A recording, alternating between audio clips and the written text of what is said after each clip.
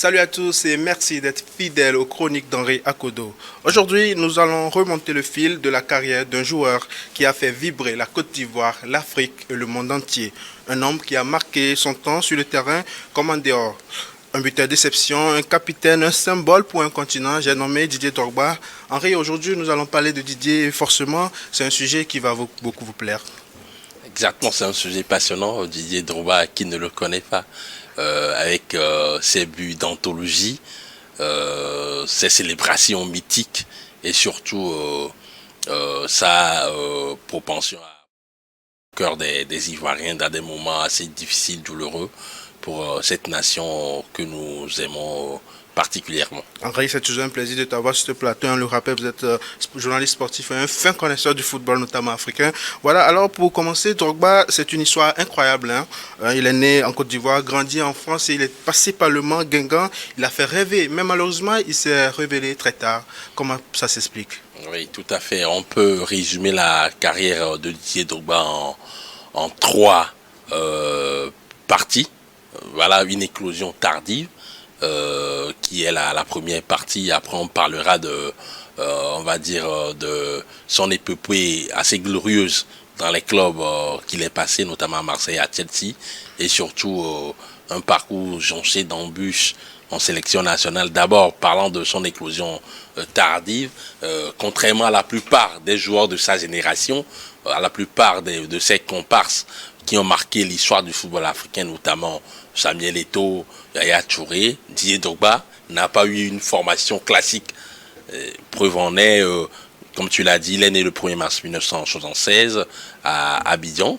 Il a immigré avec son oncle en France à l'âge de 5 ans et c'est dans les rues de la banlieue parisienne qu'il tapa dans ses premiers ballons. Et justement, c'est autour de 26 ans qu'il a pu signer son premier contrat professionnel allemand. Puis il est passé du côté de Guingamp, où il s'est révélé aux grands yeux de la Ligue 1 en France. Et après, une signature au niveau de l'Olympique de Marseille, le club mythique du sud de la France, où la belle histoire de ce footballeur atypique a commencé. Alors, on l'a vu, il a commencé sa carrière en tant que défenseur, on va le dire. Il n'a pas été attaquant de pointe tout de suite. Mais comment expliquer cette ascension figurante qui l'a amené jusqu'à Marseille? On voit cette épopée exceptionnelle qui l'a amené jusqu'à un finale de Coupe d'Europe. Comment ça s'explique?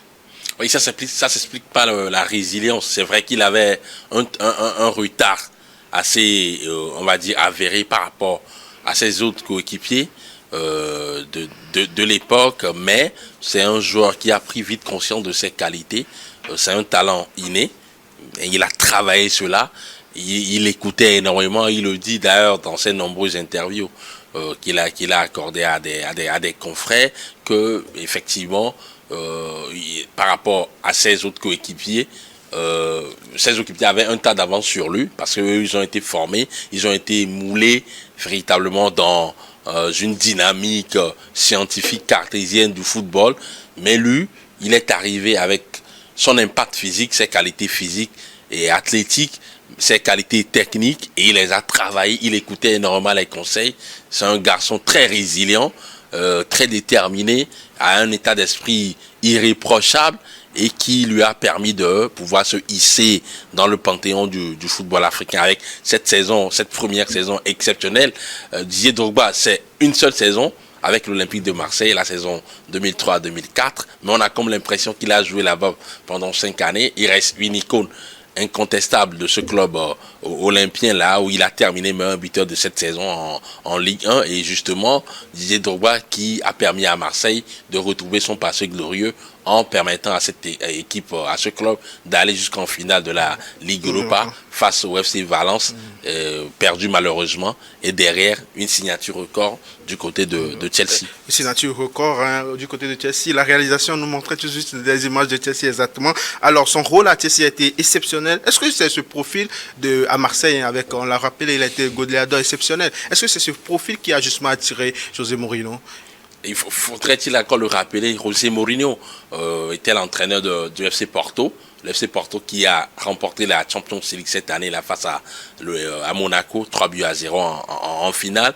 Et avant d'arriver en finale, Porto a rencontré l'Olympique de Marseille en match de poule. C'est là où José Mourinho a été subjugué par la finesse, la qualité technique, la puissance et surtout l'esprit collectif et l'esprit de goleador de cet attaquant de l'éléphant ivoirien. Et il lui a dit, après une rencontre où Didier Drogba a marqué les esprits, José Mourinho lui a dit, malheureusement le FC Porto n'a pas assez de sous pour t'acheter, mais si d'aventure je signe dans un grand club, je n'hésiterai pas à te faire venir. Et quelques mois après, cette ambition-là s'est réalisée. Transfert de plus de 30 millions d'euros, devenant ainsi à l'époque le joueur africain le plus cher de l'histoire. Et l'histoire, elle a été belle parce que de 2004 jusqu'à 2012, Didier Drogba a marqué les esprits avec cette formation de Chelsea où il a terminé à plusieurs reprises meilleur buteur. Ces deux passages à Chelsea, 2004-2012 et 2014-2015. Et quand on fait on va dire le ramassis de son parcours, là-bas il a remporté 4 premières ligues, 4 Curling Cup, 3 FA Cup, une Ligue des Champions. Il reste aujourd'hui une légende vivante de cette formation londonienne. Exactement. Il y a eu José Mourinho, il y a eu des trophées, il y a eu beaucoup de buts. Et il y a eu aussi cette fameuse nuit du 28 mai 2012, la finale de la Ligue des Champions à Munich. Drogba égalise à la 88e minute d'une tête ravageante et marque le pénalty décisif surtout. Henri, est-ce qu'on peut dire que là, c'est là vraiment le match de sa vie à Didier Drogba? Oui, il était au sommet de son art. C'est vrai que c'était lors de son, on va dire, c'était une saison assez difficile pour lui au début parce que José Mourinho avait quitté le club en temps. Il y avait d'autres entraîneurs, Avram Grant qui a pris les rênes de Chelsea, et après Avram Grant, Carlo Ancelotti est passé aussi par là. Mais cette saison 2011-2012 était une saison difficile parce que Andrés Villas-Boas n'était pas un grand fan de Didier Drogba et le mettait sur le banc. Heureusement pour l'éléphant, l'entraîneur portugais a été chassé et on a intronisé l'entraîneur italien justement qui a remis Didier Drogba dans le giron. Et cette finale, cette fameuse nuit du 22 mai 2012 à Munich, dans un stade de Munich bondé de supporters rouges qui sont habillés à l'effigie des couleurs du Bayern Munich. Didier Drogba, tel un vieux éléphant, a rugi pour pouvoir égaliser d'une somptueuse tête, comme tu l'as dit. Et derrière, l'histoire a été belle. Qui de mieux que Didier Drogba pour donner ce premier sacre continental, ce premier trophée majeur à Chelsea. On voit l'image, ce but, cette tête décroisée à la 88e minute, alors que les Bavarois s'apprêtaient à célébrer leur 7e sacre européen. Didier Drogba a surgi tel un vieux éléphant pour désillusionner, pour faire mal à Manuel Neuer et à tous ses coéquipiers, à ses supporters du Bayern Munich. Et c'était le début d'une histoire fabuleuse qui a amené Chelsea à remporter son premier sacre. Parce que il faudrait-il encore le rappeler, en 2008, lors de sa première finale de Ligue des Champions avec ce club-là, Didier Drogba avait été sanctionné, avait écopé d'un carton rouge lors de cette finale-là, qui s'est jouée au stade Luzhniki en Russie. Et derrière, on voit Drogba qui a célébré avec beaucoup de faste, beaucoup on va dire, beaucoup d'émotions, ce premier sacre collectif en Ligue des Champions qu'il a remporté. Finale remportée par le Manchester United d'Alex Ferguson. En 2008, ouais. Exactement. Mais Didier Drogba, ce n'est pas seulement Chelsea, hein. C'est surtout les éléphants. Henri, il a porté haut les couleurs de la Côte d'Ivoire, 3 Coupes du Monde, plusieurs finales de Cannes, mais surtout ce fameux discours après la qualification mondiale de 2006. Je t'invite à suivre ce discours et on en revient. Toute la Côte d'Ivoire peut cohabiter, peut jouer ensemble pour un même objectif, se qualifier pour le mondial. Vous nous avez promis que Cette fête allait rassembler le peuple. Alors, c'est un discours exceptionnel, Henri. Comment analyser ce rôle quasi politique de Drogba qui a contribué à la réconciliation nationale? On l'a écouté, il a parlé de laisser les armes, de vraiment être un Ivoirien. Comment tu trouves ce nouveau rôle de Drogba? Didier Drogba, c'est plus qu'un footballeur. C'est, on va dire, le symbole de la Côte d'Ivoire réconciliée, d'une nouvelle Côte d'Ivoire. Et à l'époque, en 2005, avec ce fameux match de la dernière journée des éliminatoires de la Coupe du Monde 2010 que la Côte d'Ivoire a remporté au Soudan, c'était le 8 octobre 2005.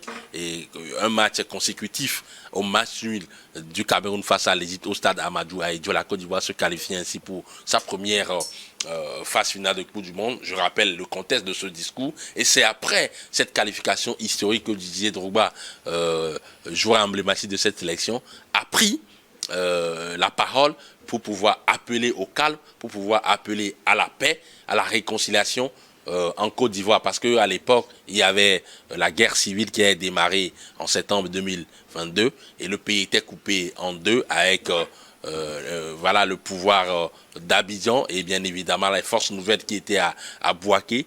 Et à partir de cet appel-là, voilà, Didier Drogba, à partir de cette qualification, Didier Drogba a contribué au même titre que ses coéquipiers à la réconciliation de la Côte d'Ivoire. Donc c'est dire qu'aujourd'hui le football est un vecteur de cohésion sociale et on en a eu la preuve avec Didier Drogba qui a joué parfaitement le rôle de faiseur de paix. Faiseur de paix. Le lendemain, on a vu les troupes qui se sont, entre guillemets, réconciliées suite à ce discours de Didier Drogba. Il y a eu Didier Drogba, l'ambassadeur, il y a eu Didier Drogba, le joueur exceptionnel, il y a eu le Didier Drogba qui a joué en Chine, en Turquie, en MLS, partout, un peu partout dans le monde. Il y a surtout Didier Drogba qui a ouvert un autre chapitre de son histoire en marquant sa vie, son engagement direct dans la gestion du football ivoirien. En 2020 justement, Didier Drogba se lance dans la course à la tête de la Fédération ivoirienne de football. Henri, quelle a été la symbolique de cette candidature? Oui, la symbolique de cette candidature, c'était de pouvoir véritablement, en tant qu'ancien footballeur, icône nationale